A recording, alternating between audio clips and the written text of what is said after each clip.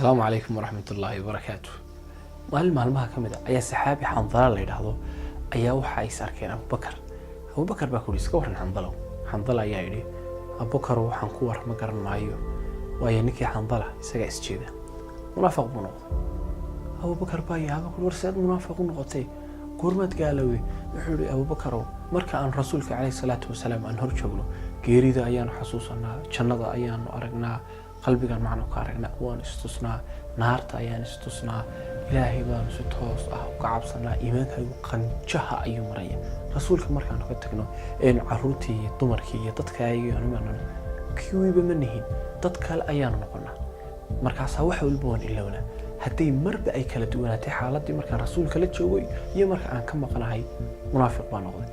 Abu Bakar baa war xaaladdu haday sidaa tahay aan waxba kuma dhaamay walba rasuulka inoo geey rasuulkii baa loo tagay rasuulkii baa looga waramay rasuulku wuxuu ku war Xandalow sidaas arinku ma aha sidaad moodi ma aha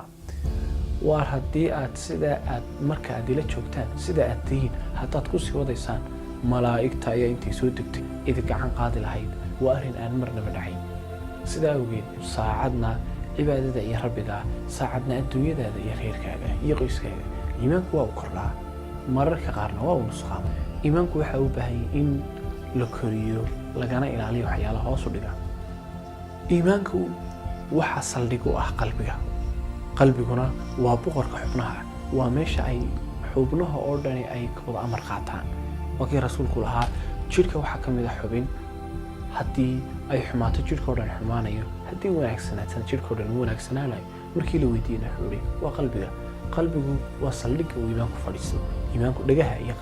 indhaha iyo dhagaha iyo maskaxda ma fadhiistay qalbiga ayuu tagaa sida awgeed qalbigu marka qaar ba xanuun ku dhaca waa uu xanuunsadaa marka qaar xanuunkaasi waa uu dilaa astaamaha lagu yaqaano ama calaamadaha inuu qalbiga qofku uu xanuunsanayo koow waxa ka waayo abateedkii uu u hayay qoodka qulubta qofku waxa ilaahay uu ka abuuray saddex qayb waa ruuxda ilaahay bay ka timaadaa ruuxdu waxa ay quudataa ama quud u noqda waa xuska ilaahay dhikriga ilaahay cibaadada iyo quraan akhriska ruuxda quudataa waxa jira ilaahay qofka uu ku abuuray jidhku waxa uu quuto waxyaalaha ay naqaano ee cuntooyinka ah ayuu cunaa laxooda bariiska harkooga iyo waxa maskaxda ayaa iyaduna qaybta saddexaad ilaahay qofka ku abuuray maskaxduna waxa quud u ah aqoonta iyo waxyaalaha la barto oo dhani maskaxda ay u tahay hadii abateedu waayo quraan akhriska cibaadada ilaahay haduu abateedu waayo uu arko isagoo ka sii socda ogow qofkaasi qalbigiisu waa qof engegay ama ba uu xanuunsanayo degdeg hadii aan la gaarina si degdeg u dhimanayo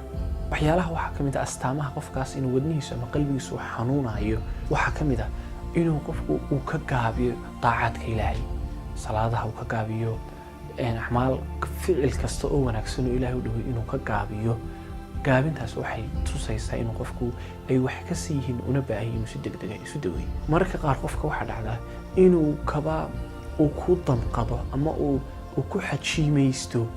ذكر إلهي مرة وركضت إلهي حسوسناية مرة وأرك وعدي يوانو ويبتاه قفك سيحو دريما قنشيل وحاو دريما مرو وحو دريما عادي معها haddii xaaladaadu ay sida tahay oo qofku uu ka damqanayo dhikriga ilaahay iyo xuska iyo xasuusinta ilaahay ogow qofka qalbigiisu waa uu xanuunsanaya inuu qofku uu ku raaxaysto ama uu dareemo farxad iyo nolol habi ah ama uu dareemo deganaansho marka uu la joogo dadka ku caan baxay macaasida ilaahay dadka ilaahay ka falaagoobay dadka macaasida aadka u walaaqday ugu dhex jira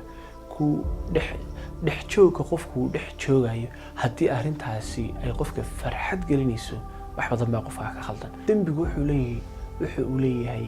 qaraad dambigu wuxuu leeyahay dhadhan aad u qaraad qofku markuu dambiga galo waa dhaawac qofka qalbigiisa soo gaaray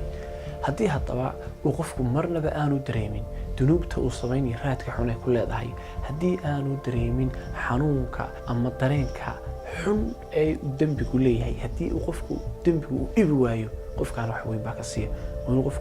qofka saxda ah oo qofku dambigu dhibo waa qof uu shido dambigu marka uu dambi galo ilaahay ku carara ilaahay dambi dhaaf weydiista hadii qofku wax shidaaba aan jirin haduu dambi u sameeyo qofka wax weyn baa ka siiya laba iimaanku muxuu ku kordhaa qalbigu muxuu ku bogsadaa qalbiga oo ah saldhiggii iimaanku muxuu ku bogsadaa iimaanku muxuu qofka ugu farbataa kow waa xuska ilaahay oo qur-aanku ugu horeeyo inuu qofku qur-aan u akhriya oo ilaahay mar walba hadalkiisa ku celceliyo haddii aanu garanayna uu barto isku taxallujiyo barashada kitaabka iyo qur-aanka ilaahay arrintaas waxay tusaysaa inuu qofkaas iimaankiisa u dhisan yahay sifka uu leeyahay maalintii dikri ama wardi lahaw ama safxad akhri page ama laba page akhri jus akhri inta doontid akhri laakiin in joogta ah naftaada bar inay qur-aanka akhrisato oo marnaba qur-aanka ha ka hijroonin oo ha ka dheeraan waxaa la mid ah wataa hoos galaysa xuska ilaahay inuu qofku ilaahay shukrigiisa mahadnaqiisa weynayntiisa subxaan allah laa ilaaha illa allah allahu akbar uu badiyo waxay keenaysaa inuu qofku iimaankiisu uu dhismo iimaanka qofka waxa koriya ama waxyaalaha kor u qaada waxaa ka mid ah inuu qofku mar walba uu ku fikiro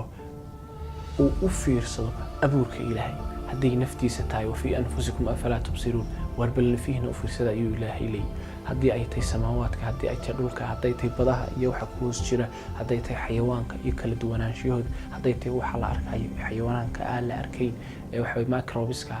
waxaasoo dhan u fiirsiga qofka u fiirsanayo waxay keenaysaa inuu iimaankiisu u dhismo waayo dhammaantood waa astaan muujinaysa inuu jiro ilaah weyn oo abuurkiisu uu badan yahay oo awooddiisuna ay dhammaystiran tahay 5 waxyaalaha iimaanka dhisa waxaa ka mid ah inuu qofku uu mar walba uu ka fikiro nimcooyinka ilaahay siiyey bal u fiirso nimcada intee leeg baad haysataa xor baad tahay haddaad xornimada doonayso dhadhankeeda inaad dareento waxaad tagtaa xabsiyada meelaha dadka waqtiga dheer lagu xiro ee aanay dadkoodii aanay arkayn waa meesha qofku aanu awood u lahayn inuu suuliga ikhtiyaarkiisa ku galo mooyaane marka loo ogolaado hadday xorriyadda dhadhankeeda aanad dareensanayn meelahaas way caafimaad buu ilaahay ku siiyey ma dareensanin miyaa caafimaadka ilaahay ku siiyey iyo macaankiisa cisbitaalada tag meelaha aad maqlaysid sawaxanka iyo buuqa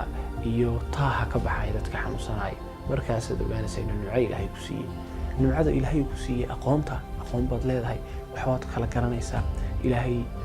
jaahil kamuu dhigin dhaga waaweyn oo aan wax fahmayn ilaahay aqoon buu ku siiyey waqtiga malaha ma dareensanid faa'iidadiisa maanta arrintaa waxaa og ninka qabriga ku jira ee aan waqti aan haysan hadduu camal fali lahaana waqtigu ku camal fala aan haysan ilaahay wuxuu ku siiyey hanti iyo wax kugu filan adiga bal khayrka ay ku daafadaha ay dad fara badan oo muslimiin ah oo kula diin ay ka gurtaan oo quud u ah maalin walba halkaasay wax ka cunaan amniga malaa ma ogid nimcada uu leeyahay eeg yaman waxaa ka dhacaya suuriya waxaa ka dhacaya wadannada inala jaarka ee afrikaanka waxaa ka dhacaya waa dareemaysaa amnigu dhadhanka uu leeyahay